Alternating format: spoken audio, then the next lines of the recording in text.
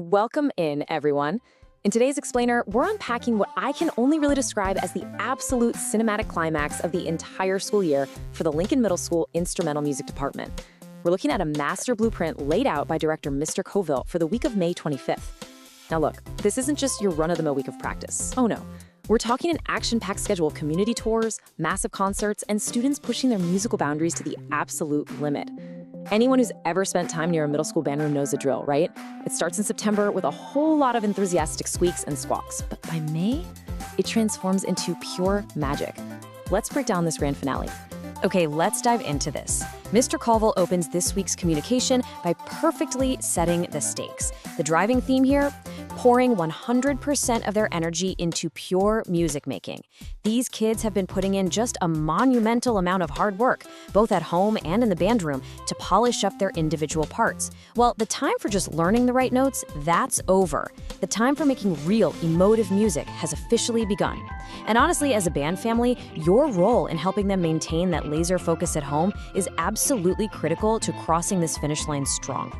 But hey, before the curtain even rises, we've got a massive behind-the-scenes big win to celebrate. All three concert bands have officially wrapped up their music vocabulary testing for the entire year. Done. Dusted. By conquering this academic hurdle, the path is entirely cleared.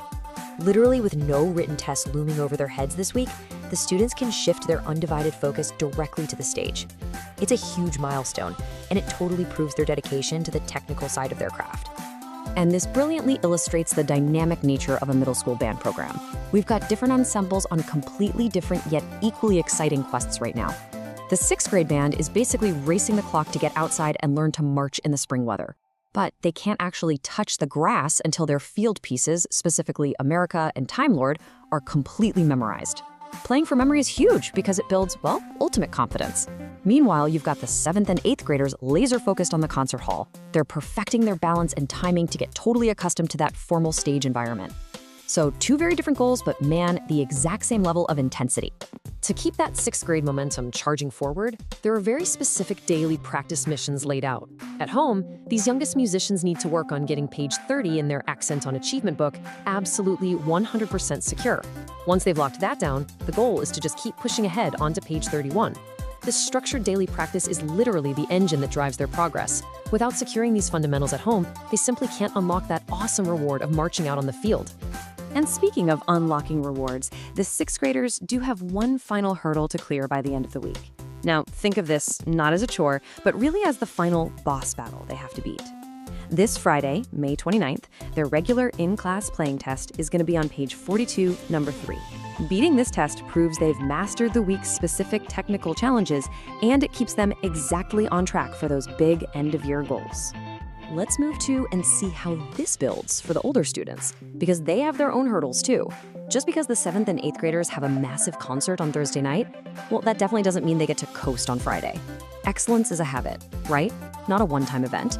They still need to maintain those practice routines at home to stay sharp. Their specific Friday playing test will be from the Habits of a Successful Middle School Musician book, specifically number 27B. It's a really great reminder that the music doesn't just magically stop after the curtains close. Now, what's really interesting about this slide is that the timeline is structured exactly like an epic movie pacing, right toward its climax. We start with a combined rehearsal on Wednesday.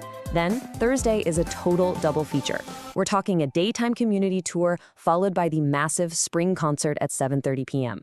Finally, Friday caps the whole thing off with those crucial playing tests we just talked about. I mean, it is a thrilling, jam-packed itinerary that requires every single student to be at the absolute top of their game. Zooming in on Wednesday's crucial prep, right after the 3:05 bell rings, the 8th grade concert band is going to merge with the 7th and 8th grade orchestra. This is a rapid-fire 25-minute combined rehearsal. Mr. Coville notes that they ran through their big combined pieces last week, and frankly, they're already sounding fantastic. This quick session is really just to ensure that every single note, transition, and dynamic shift is locked in completely.